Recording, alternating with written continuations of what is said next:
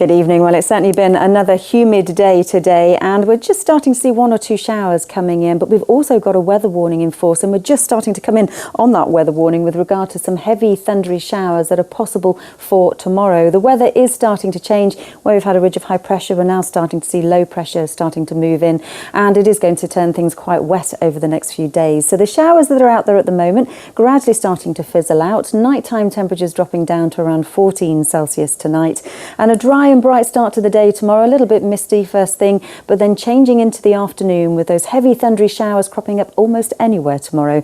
Daytime temperatures in the region of 23 Celsius.